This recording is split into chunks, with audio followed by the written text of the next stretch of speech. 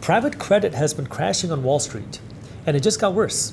Morgan Stanley just put out a new warning where they said default rates on private credit are about to hit COVID peak levels. This comes after Morgan Stanley blocked investors from pulling their money out of these private credit funds. It comes after BlackRock blocked investors from pulling their money out of these private credit funds. Blackstone also blocked investors. Blue Owl also blocked investors.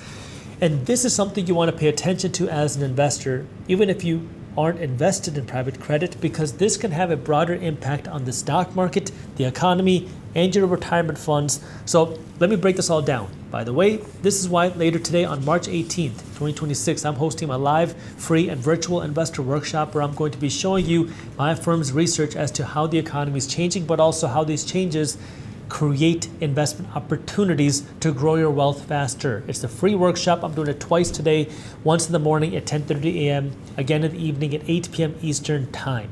So if you'd like to join me, all you have to do is register. I have the link for you down in the description below. And when you do show up live, my team is going to send you a free digital copy of our new book, How Money Changed Forever, just for showing up live today, March 18th.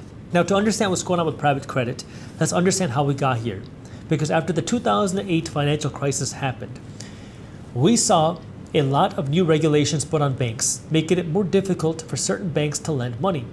Now, if you're a business and you wanted to borrow a couple $100 million, and JP Morgan Chase Bank said no to you, Bank of America said no to you, you would have been out of options. But this is where a new industry of lending was born. It's called private credit, where now you could go to a hedge fund like Blackstone or Blue Owl or BlackRock's private credit fund or Morgan Stanley's private credit fund. And now you could borrow this money. It's going to cost you more money. You might pay 8%, 10%, 12, 14% a year in interest, but you can borrow that money and you don't have to deal with the same regulations that banks have. Now, this was also good for investors because now you can lend money to these hedge funds, to these private credit funds, and you could make 8 or 10% a year in interest.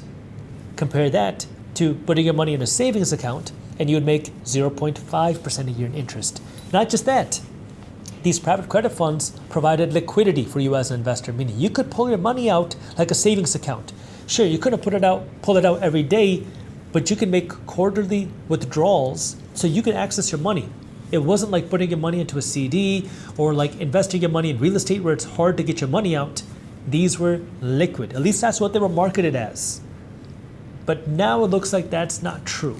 So all these investors were lending money to Blue Owl, BlackRock, Blackstone, Morgan Stanley. That way they could get this 8 or 10% a year in interest with the promise that you could pull your money out essentially whenever you want. Well, these hedge funds then lent that money out to businesses who are now defaulting. And because they're defaulting, these hedge funds don't have money to pay back. And now these hedge funds are saying you cannot have your money back. You can start to see the problem. Well, what's causing these defaults? Because previously I've talked about what happened in the subprime auto loan industry, where there were a number of lenders and businesses in the subprime auto loan business that were now going bankrupt because high interest rates made it hard for people to pay back their loans. And so because they were not getting paid back, they could not pay the hedge fund couldn't pay investors. But the other part to this are software companies and AI. Because one of the biggest borrowers of private credit have been software companies. It's about a quarter of all private credit loans were software companies. And this was marketed to you as an investor as an attractive thing. You can lend money to a software company with strong revenues and you're going to be paid back with high interest. Because if a software company has recurring revenue, they're going to have the money to pay you back, right? Well, not exactly. Why? Because of artificial intelligence. AI has grown so much that what we're seeing happen is many of these software companies are now getting hurt because of AI. Why? Because if you're a business and you were paying, let's say, $500,000 a year for a software, then now you can just build AI agents to do for a tenth of the price or 100th of the price. You're no longer going to use that software. So what we've been seeing is a lot of these software companies have been getting hurt. Businesses are leaving them. Businesses are just not needing them. And so some of these software companies are starting to default because AI has made it so that these software companies aren't as necessary as they were before. So the subscription revenue that was predictable is no longer predictable, and the cash flow that was strong is no longer there. So now these software companies are no longer able to pay their loans, which is why their debts have been failing. Not just that, software debt has had the worst returns of any sector this year, in the beginning part of 2026 in the leveraged loan market, because these software companies have been struggling. And Jamie Dimon and JP Morgan Chase Bank recently spoke about this as well. What JP Morgan Chase Bank just did on March 11th, 2026, is they started marking down the value of their software loans as collateral. Now that's going to sound a little bit confusing, so let me explain what that means. When you mark down collateral, what that means is I go in and buy a $200,000 house. The bank says I can borrow $100,000 out of my $200,000 house. Well, if I mark down the collateral, that means now my house is not worth $200,000, it's only worth $150,000, which means I can't borrow $100,000, I can only borrow $75,000. So what JP Morgan Chase Bank is doing is they're looking at all their software loans and they're now saying they're not worth as much as we thought. These software loans are now worth less because we know, or we believe, that these software companies are going to bankrupt or they're going to default and they're not going to pay us back. And so because now JP Morgan has last week started marking down these loans, it's a little bit of a warning that maybe more of these software companies are going to get hurt. Let me actually read you what JP Morgan had to say about this. Quote, "As the world gets more volatile because of AI, the outcome should be expected. I'm shocked that people are shocked." So they're not waiting for more loans to go bad. They're trying to be proactive in marking down the value of their loans to try to protect their own stock, but they don't want to wait until the crisis comes. So what does that mean?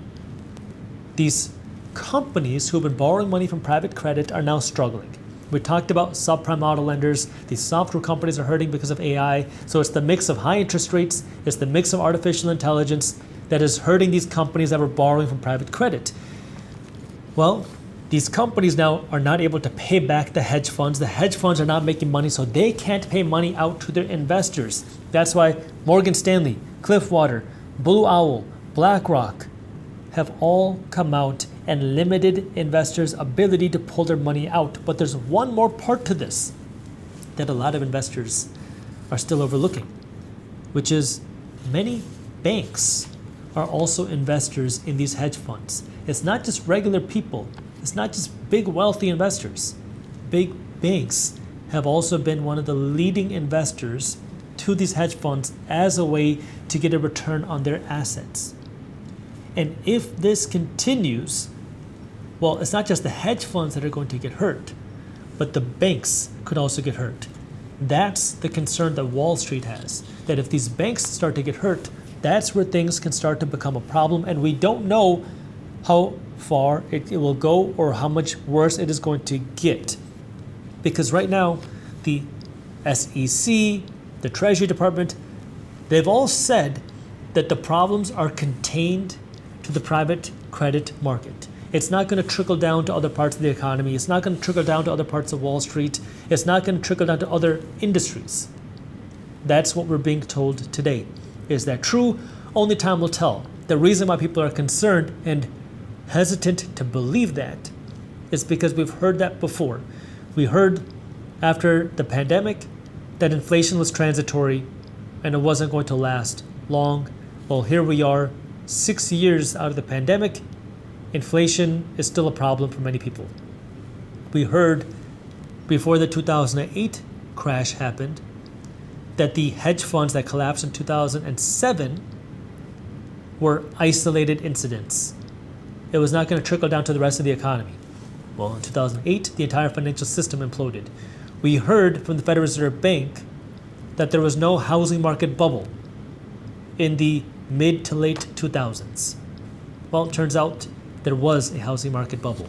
That's why people are concerned. And the thing that I want you to understand is this can also create opportunity, but you have to be able to not get emotional and to be able to cut through the noise and actually understand what's happening. Because this is not something that's going to stop tomorrow. This private credit pain looks like it's going to continue, at least in the near term, and that's going to have some sort of impact on the economy. That impact could trickle down to the stock market. That's what causes people to panic, it causes people to sell, it causes people to freak out, but it can also create opportunity. What do I mean? Now, I got to give you the disclosure, I'm just a random guy on YouTube. Investing has risks. You're never guaranteed to make money when you invest. In fact, you will lose money at some point, so make sure you always do your own due diligence and never blindly trust a random guy on YouTube. But if the private credit market is hurting or the banking industry is hurting, that could create an opportunity to invest in when it's hurting. But you have to be careful, because anytime you see downturns, hear what I'm saying carefully, distressed assets can be a great buying opportunity, assuming you're not buying something on the way to bankruptcy. When the 2008 crash happened, real estate prices were hit hard. That was when I started investing in real estate, because you could buy rental properties for pennies on the dollar. When the 2020 pandemic hit, the stock market fell by 35%. That gave investors the opportunity to buy good stocks at a discounted price, assuming you didn't buy something on the way to bankruptcy. In 2022, crypto fell by 60%. The stock market fell by 20%. Again, it created a great buying opportunity, assuming you bought something that did not go bankrupt. So if you can find good assets that are not going to go bankrupt, that are hit hard because of the economic pain or the industry pain, that can create opportunity. For example, if the banking industry does get hurt, well, I'll tell you something. The banking industry is not going to be extinct. The government's not going to let it happen. Wall Street's not going to let it happen. The Federal Reserve Bank is not going to let it happen. But if the banks are getting hit, you can invest in that industry. There are funds that can give you broad exposure to United States banks. And now you don't have to worry about picking the right bank. Same with the private credit market. If you believe that private credit is not going to die, if the private credit industry is getting hurt, you can invest in private credit ETFs. Now, I'm just going to give you examples so you can see how investors think. I'm not telling you what to invest in, but you can monitor the private credit market with an ETF like BIZD, which will show you what's happening in the private credit market and you see if it's going up or down. An ETF like XLF gives you exposure and shows you what's going on in the financial services industry, like banks. Again, I'm not telling you to buy these. What I'm showing you is these are industries that are going through a shakeup. I don't know how long the shakeup is going to last. It might get significantly worse. It might not even get worse. But as an investor, you have to remember that sometimes an industry is going to be affected. Sometimes that industry can impact the entire markets, but you don't want to be panicking. You don't want to be emotional. You want to understand where the opportunity is. That way you as an investor can find opportunity to grow your wealth based off of where you believe money is going to be moving in the future, not where money was. Again, I'll be covering this more on my workshop today on March 18th. That link is free down in the description. But just understand that in the long term, it is the investors that build wealth. It is not the traders. It is not the people that are emotional. Because even if you had invested your money in the worst times possible, you invested your money in the 2020 peak, right before markets crashed.